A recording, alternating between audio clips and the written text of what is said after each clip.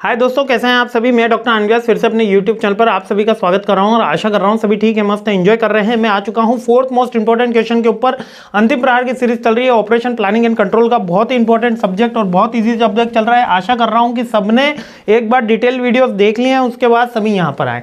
अब देख लेते हैं फोर्थ क्वेश्चन क्या रहा है। एग्रीगेट प्लानिंग, एग्रीगेट प्लानिंग में अपने से क्या पूछ लेगा, उसका मीनिंग पूछ लेगा, स्ट्रेटेजीज पूछ लेगा और कॉस्ट पूछ लेगा। अब सबसे पहले अपन को जानना जरूरी है कि एग्रीगेट प्लानिंग क्या होती है। एग्रीगेट का वैसे हिंदी में मतलब होता है समग्र। अब और इस सामान्य भाषा में इसको बोला जाएगा टोटल प्लानिंग, यानी कि कॉम्प्रिहेंसिव जब हम प्लानिंग कर रहे होते हैं तो वो एग्रीगेट प्लानिंग होती है।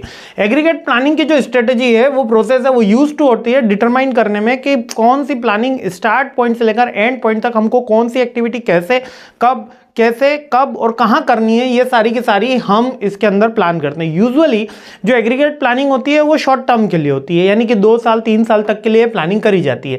एग्रीगेट प्लानिंग में डिसीजन मेकिंग इन्वॉल्व होता है, प्रोडक्शन, इन्वेंट्री, स्टाफिंग और अदर रिसोर्सेज को हम कैसे अचीव कर सकेंगे, हमारे डिमांड को कैसे अचीव कर सकेंगे, ये सारी चीजें। यानी कि हम 500 यूनिट बनाएंगे, 700 यूनिट बनाएंगे, कौन सी मशीन पे बनाएंगे, कितने स्टाफ की रिक्वायरमेंट होगी, कितने मैन पावर की, कितने लैंड की, कितने कैपिटल की, ये सारे एग्रीगेटिव प्लानिंग में आते हैं।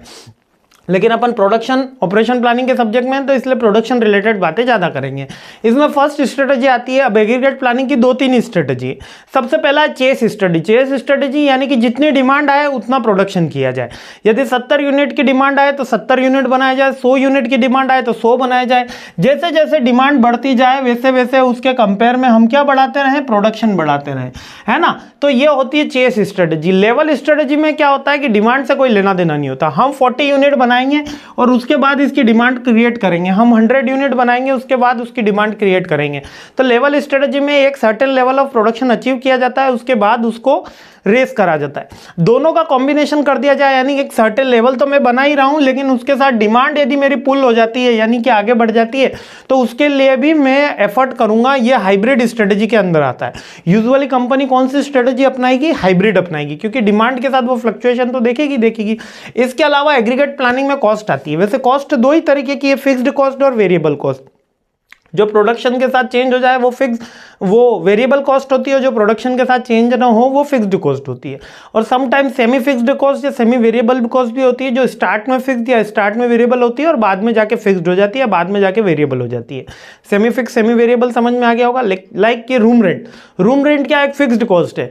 अगर कितना भी प्रोडक्शन हो, रेंट तो उतना ही देना होता है, ये फिक्स्ड कॉस्ट है। वेरिएबल कॉस्ट क्या है, जैसे मार्कर में इंक की कॉस्ट, जितना ज्यादा मार्कर की रिक्वायरमेंट होगी उतने ज्यादा इंक की रिक्वायरमेंट होगी, रॉ मटेरियल की रिक्वायरमेंट होगी, वेरिएबल कॉस्ट। अब डिफरेंट बुक्स के अंदर डिफरेंट ऑथर्स ने डिफरेंट पॉइंट दिए।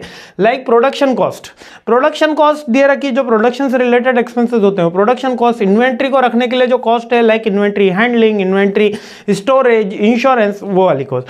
लेबर मेंटेनेंस की जो कॉस्ट है वो लेबर कॉस्ट आ गई। सब कॉन्ट्रैक्टिंग, यानी मेरे को अगर थर्ड पार्टी को कोई कॉन्ट्रैक्ट देना है तो सब कॉन्ट्रैक्ट कॉस्ट आ गई। बैक ऑर्डर और स्टॉक आउट, यदि मेरे को फिर से कोई ऑर्डर प्लेस करना है इकोनॉमिक ऑर्डर क्वांटिटी में, जब मैं ऑर्डर प्लेस करता हूं तो जो कॉस्ट आती है वो बैक ऑर्डर, यानी कि अगर स्टॉक खत्म हो जाए और फिर मेरे को कोई ऑर्डर प्लेस करना हो इमरजेंसी सिचुएशन में, जो कॉस्ट है वो बैक ऑर्डर कॉस्ट है। अगर ये भी सारी याद ना रहे तो फिक्स, वेरिएबल और सेमी वेरिएबल 3 भी याद रह जाए तो भी ठीक है। लेकिन एग्रीगेट प्लानिंग करते समय बेसिकली 3 ही कॉस्ट ध्यान रखी जाती है। लेकिन ऑथर हैं, डिफरेंट बुक्स हैं, इसलिए डिफरेंट बुक्स के अंदर डिफरेंट थिंग्स दे रखी है। बहुत सी बार बच्चों के ऐसे क्वेश्चन आते हैं कि सर आपने डिटेल वीडियो में तो कुछ अलग कॉस्ट बताई थी, यहाँ पे कुछ अलग कॉस्ट बताई। इसलिए बताई क्योंकि आप सबको एक बात मेरे बारे में तो पता ही है कि मतलब मैं एक बुक रेफर नहीं करता हूँ कि एक बुक के अंदर जो दे दिया वही बात सही है। मैं 2-3 बुक हर सब्जेक्ट की, 2 से 3 बुक तो मैं कम से कम रेफर करता हूँ, जिससे मुझे उसका एक्चुअल आंसर पता चल सके कि हाँ भाई यही बात कहने की कोशिश कर रहा है। क्योंकि और एक इंडियन ऑथर की और एक फॉरेन ऑथर की, दोनों की बुक में रेफर करने की कोशिश करता हूं, जिससे मैं ज्यादा से ज्यादा एक्यूरेट चीजें ला सकूं। लेकिन ऐसा नहीं है कि इंडियन ऑथर की कहीं बुक खराब है या फॉरेन ऑथर की बुक ज्यादा अच्छी है या फॉरेन ऑथर की खराब है, इंडियन ऑथर की अच्छी है। सबकी अपनी अपनी आइडियोलॉजी होती है और सबके अपने अपने पॉइंट होते हैं। अब फिक्स्ड, वेरिएबल और semi variable, fixed cost labour cost variable cost में आती है, इन्वेंट्री कॉस्ट वेरिएबल कॉस्ट में आती है, प्रोडक्शन की कॉस्ट भी दोनों हो सकती है, फिक्स्ड भी हो सकती, वेरिएबल भी हो सकती। तो ये ओवरलैप करेगी, तो किसी ने ये नाम दी, किसी ने वो नाम दिए, ठीक है, क्लियर है। लेकिन आप दोनों में से कोई सा भी लिखोगे, दोनों आंसर सही हैं। तो मस्त रहिए, खुश रहिए, मुस्कुराते रहिए। अगले क्वेश्चन पे हमला बोलते हैं। जय हिंद।